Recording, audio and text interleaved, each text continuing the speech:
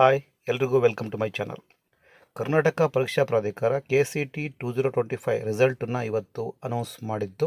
But ಕೆಲವು ವಿದ್ಯಾರ್ಥಿಗಳ result announce ಆಗಿರಲಿಲ್ಲ, ರ್ಯಾಂಕ್ ಅನೌನ್ಸ್ ಆಗಿಲ್ಲ, ಕೆಲವರಿಗೆ ಬ್ಲ್ಯಾಂಕ್ ಶೀಟ್ ಬರ್ತಾ ಇದೆ. ಅಂತಹ ವಿದ್ಯಾರ್ಥಿಗಳಿಗೆ ಈಗ ನೋಟಿಫಿಕೇಶನ್ ರಿಲೀಸ್ ಮಾಡಿದೆ.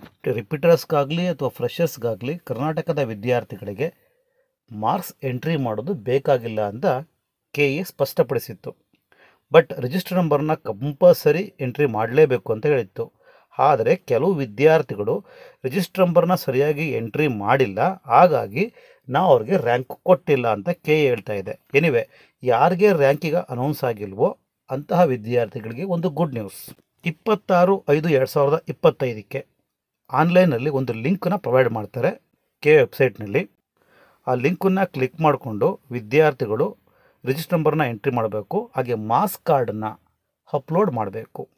ಯಾರು ಲಾಸ್ಟ್ ಇಯರು ಪಾಸ್ ಆಗಿದ್ದಾರೋ ಅಂತಹ ವಿದ್ಯಾರ್ಥಿಗಳು, ಮೀನ್ಸ್ ರಿಪೀಟರ್ ಸ್ಟೂಡೆಂಟ್ಸ್ ವಿದ್ಯಾರ್ಥಿಗಳು ಅಥವಾ ಬೇರೆ ಬೋರ್ಡ್ ಎಕ್ಸಾಮ್ಸ್ನ ವಿದ್ಯಾರ್ಥಿಗಳು ರಿಸಲ್ಟು ಅನೌನ್ಸ್ ಆಗಿಲ್ಲ.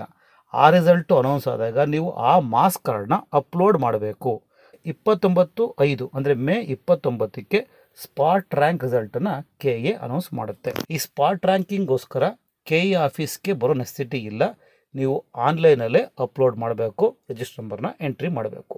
ಸೊ ಯಾವ್ಯಾವ ವಿದ್ಯಾರ್ಥಿಗಳಿಗೆ ರಿಸಲ್ಟ್ ಅನೌನ್ಸ್ ಆಗಿಲ್ಲ ಅಥವಾ ರ್ಯಾಂಕ್ ಅನೌನ್ಸ್ ಆಗಿಲ್ಲ ಅಂತಹ ವಿದ್ಯಾರ್ಥಿಗಳು ಆ ಮೇ 26 ಲಿಂಕನ್ನು ಪ್ರೊವೈಡ್ ಮಾಡಿದಾಗ ನೀವು ಅದಕ್ಕೆ ರಿಜಿಸ್ಟರ್ ನಂಬರ್ನ ಮತ್ತು ಮಾರ್ಕ್ಸ್ ಕಾರ್ಡ್ನ ಅಪ್ಲೋಡ್ ಮಾಡಿ ಮೇ 29ಕ್ಕೆ ಸ್ಪಾಟ್ ರ್ಯಾಂಕ್ ರಿಸಲ್ಟನ್ನು ಪಡಿಬೋದು.